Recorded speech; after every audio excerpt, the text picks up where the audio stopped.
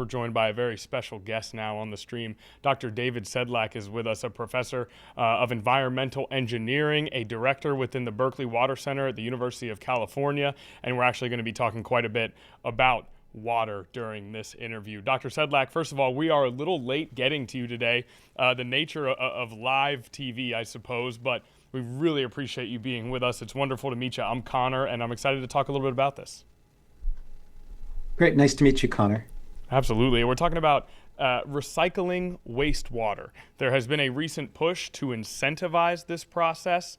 Climate change, strain on local water supplies, everything from industrial use, irrigation, drinking water, recycling wastewater, wastewater reuse could provide solutions to a number of problems we're seeing when it comes to water supply.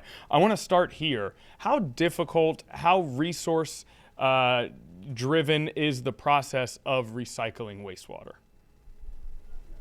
Well, so the process of recycling wastewater is not all that different from the process of treating the wastewater in the first place. So our cities collect the water that people use and send it through a sewage treatment plant. And that water coming out of the sewage treatment plant is pretty clean already. And so it's a question of taking that water that's been through the sewage treatment plant and putting a few additional treatment processes on it to make it suitable for whatever you hope to do with it next, whether that's landscape irrigation or growing crops or industrial uses, or even treating it to the point where it can be reintroduced into the drinking water supply. And as the technology advances and the need for reusable wastewater advances here, what has been the biggest challenge in making this process and making this initiative sort of a regular part of water creation, of bolstering the water supply?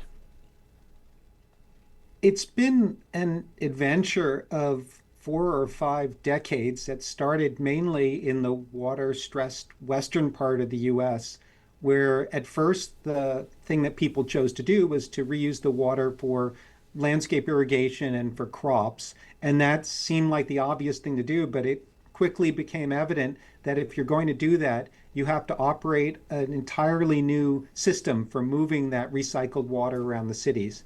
And so it was an innovation that came out of Orange County in Southern California in the 1970s, that this recycled water could be reinjected into the groundwater aquifer to prevent salty water from coming in from the ocean. And that process of using the treated wastewater as a seawater intrusion barrier started this whole movement towards potable water recycling. And a lot of that was created by the increasing or the decreasing cost of reverse osmosis, which is a process that normally we think of as being the way we turn seawater into drinking water. This same technology could be used to turn the treated wastewater into drinking water, but it was a lot cheaper than using it for ocean water to apply it to the treated wastewater. And so that started this move towards recycling the wastewater. And instead of building a pipe to send that water to farms and to playing fields and things like that, we could put it directly into the water supply. And any time that you include words like cheaper and directly, those are all things that make a process so much more attractive as sort of an integral part of society here. You know, I want to touch on data centers very quickly, and then I do want to ask about the drinking water aspect of this. Here in Virginia, here in Hampton Roads, data centers have become a very hot topic. Could this potentially be, partially because of how much water they require, could this potentially be a resource that is used for data centers and could really offset some of the issues that we're seeing with the proliferation of those data centers? Well, the treated wastewater absolutely could be used for cooling within data centers, but the problem is that the data center has to be located close enough to the water recycling plant, and the water recycling plant is usually at the sewage treatment plant. So if you're lucky enough to have a data center that's right next to a sewage treatment plant, it's a pretty easy problem to solve.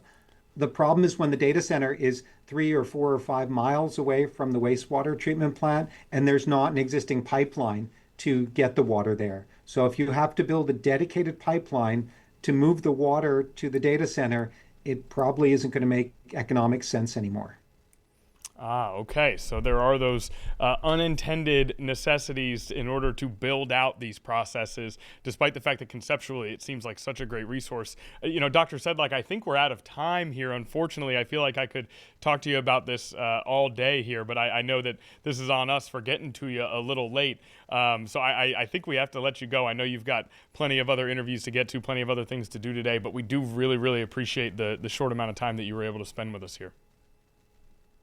No problem. Thank you, Connor, and good luck with the Hampton Roads project, the SWIFT project, which is doing a lot of what Orange County did right in your backyard.